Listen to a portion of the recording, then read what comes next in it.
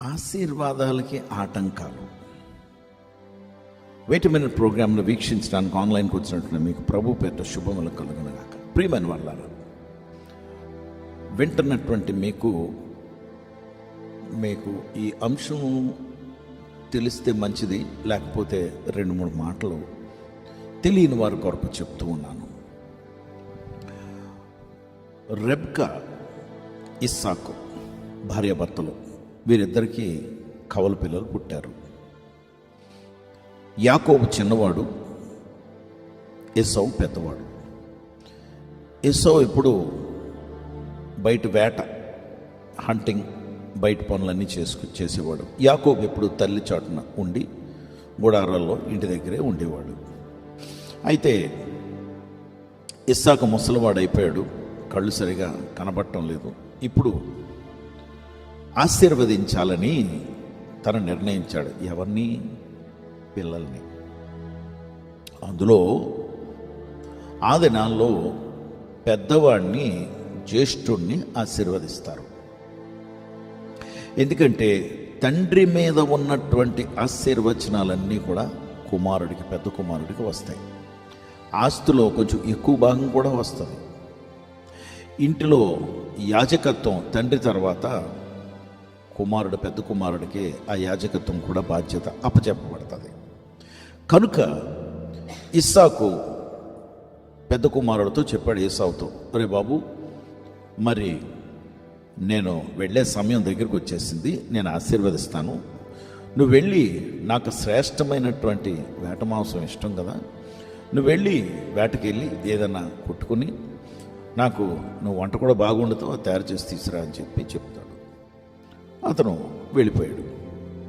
వెళ్ళిపోయిన తర్వాత ఈ మాట రెబ్కా విన్నది. కనుక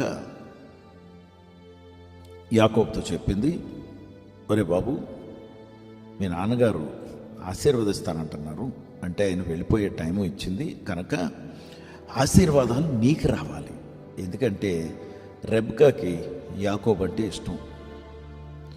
ఈసావు అంటే ఇష్టం లేదని కాదు, కానీ యాకోబు మీద ఎక్కువ ప్రేమ తనకి. అందుకు నువ్వు వెళ్ళి ఒక గొర్రెని వధించి తీసుకొచ్చి నాకు ఇయ్యి, నేను చక్కగా ఆయనకి ఎలాగ వండాలో నాకు తెలుసు, అది వండుతాను, నువ్వు వెళ్ళి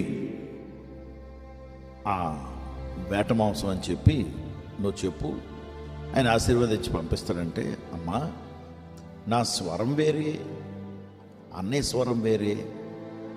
అన్నయ్యకి ఒళ్ళంతా వెంట్రుకలు, నాన్నగారు గవ్వుకొని తడివి నన్ను కానీ చూస్తే నా వెంట్రుకలు ఉండవు కదా ఒంటి మీద. నేను చాలా స్మూత్ స్కిన్డ్ పర్సన్. కనుక యాకోబులాగా నాకు కూడా మోసగించే లక్షణాలు కూడా ఉన్నాయంటారా? దేవునికి స్తోత్రం. దేవుని పెట్టారు. యాకోబు, లేదురా బాబు, ఏం పర్వాలేదు, నేను చూసుకుంటాను అని చెప్పి ఒక విచిత్రమైన మాట తల్లి చెప్తుంది. ఎక్కడుందంటే ఆదికాండం 27వ అధ్యాయము 13వ వచనంలో ఉంటుంది. ఏమంటుంది రెబ్కా కుమారుడితో? ఏమంటుందంటే, నువ్వు ఏమీ పర్వాలేదు నాన్న, వెళ్ళు, మీ నాన్నగారు కానీ శపించారనుకో, ఆ శాపం నా మీద ఉండను గాక.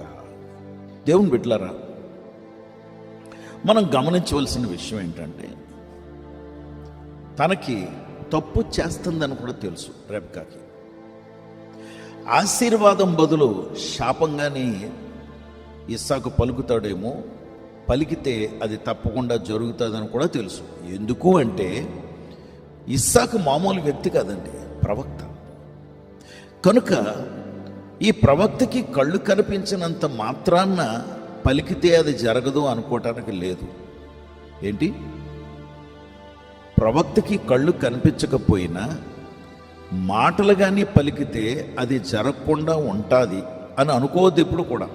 అందుకే వారు కోపాన్ని రగిలించకూడదు, అనాలోచనగా ఏ మాట కూడా వారి నోటంట పలకనివ్వకూడదు. వారి దృష్టిలో ఎప్పుడు మనం ఉన్నప్పుడు వారు మంచివారని కానీ, లేకపోతే వారిని గురించి సమాధానం ఆ ప్రవక్త కలగాలి, నెమ్మది కలగాలి ఆ సేవకుడికి, అప్పుడే మేలు కలుగుతుంది. అందుకు రెబ్కాకి రహస్యాలన్నీ తెలుసు. అందుకే ఏమంటుందంటే, ఒకవేళ మీ నాన్నగారు కానీ శపిస్తే ఆ శాపం నా మీద ఉండును కాక. ఒకటి, తనకు తెలుస్తున్నది, తెలిసింది ఏంటంటే నేను తప్పు చేస్తున్నానని తెలుసు. రెండవది, తప్పు చేస్తున్నాను కనుక నోటుతో శాపం పలకకపోయినా ఖచ్చితంగా తప్పు చేస్తుంది కనుక తనకి ఆ దోషారోపణ జరుగుతుంది ఖచ్చితంగా. కనుక ఆశీర్వాదం పలికితే యాకోబు మీద ఆశీర్వాదం వెళ్ళిపోతుంది. ఇది తప్పు చేసినందువల్ల దానికి కారకుడు ఎవడు? యాకోబు కాదు, రెబెకా తల్లి. కనుక తన మీదకి శాపం వస్తుందని తెలుసు తనకి. అందుకని ఏమంటుందంటే, శాపం నా మీద ఉండను కాక. మనం ఏదైనా ఎవరితోటన్నా పోట్లాడడం, లేకపోతే మనస్పర్ధలు వచ్చి ఏమన్నా మాట్లాడడం, పిల్లలతో ఏమన్నా అన్నాం, లేకపోతే పిల్లలు మనల్ని ఏదో అన్నారనో ఏదో చేశారనో, వాళ్ళు ఎవరైనా కోపంతో ఏం మాట అన్నా అది నాకు తగులును కాక, గద్దెలేండి సర్లేండి అని మనం అనాలోచనగా మాట్లాడేస్తామండి.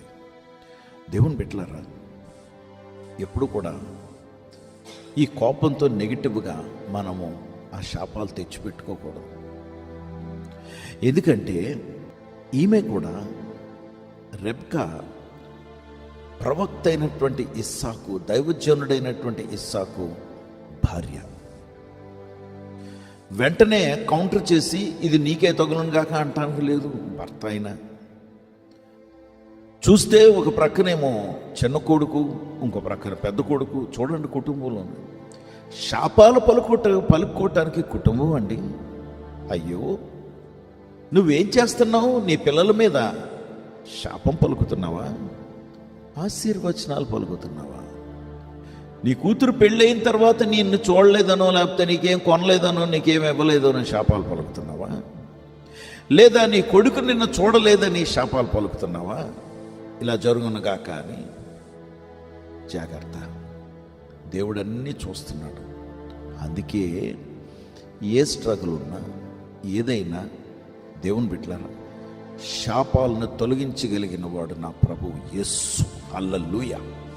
అందుకే గలతీయులకు రాసిన పత్రిక 3వ అధ్యాయం 13వ వచనాన్ని బట్టి ఆయన సిలువ మీద శాపగ్రస్తమైనటువంటి మరణాన్ని రుచి చూశాడు కనుక యేసుక్రీస్తు వారి నామంలో ఈ ఉదయం ఆ శాపం ఆ సిలువ మీదకి అప్పచెప్పేస్తున్నాను.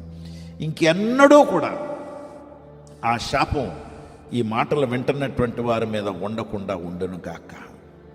యేసుక్రీస్తు వారికి ఆ శాపం అప్పచెప్పబడ్డది కనుక ఇక మీదట యేసు ప్రభు వారు ఆశీర్వచనాలు నీ మీద పనిచేయును గాక.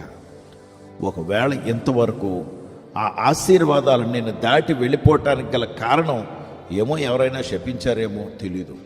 ఏ చెడుపులు, చిల్లంగలు, మంత్రాలు, తంత్రాలు, యంత్రాలైనా ఏది కూడా నీ మీద పనిచేయకుండా ఉండును గాక.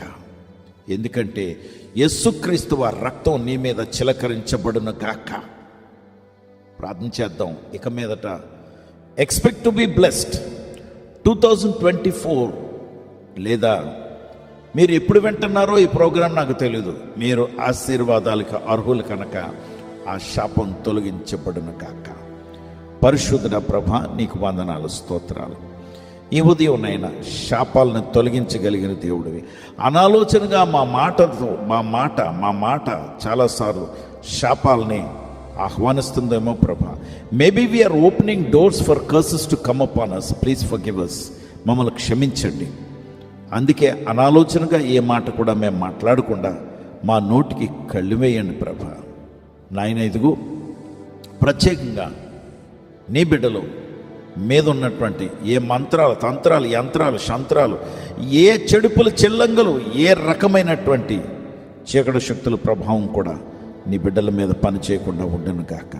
ప్రతి శాపాన్ని నాయన నీ శిలువ మీదకి అప్పచెప్పేస్తున్నావు. మనుషులు పలికే శాపాలు అయితే అది వెనక్కి తిరిగి వెళ్ళిపోమని ఆజ్ఞాపిస్తున్నాను. యేసు నామములో నీ బిడ్డల్ని ఆశీర్వాదాలకు అర్హులుగా చేయమని యేసు నామములో ప్రార్థించి వేడుకొంచున్నాం తండ్రి, ఆమేన్.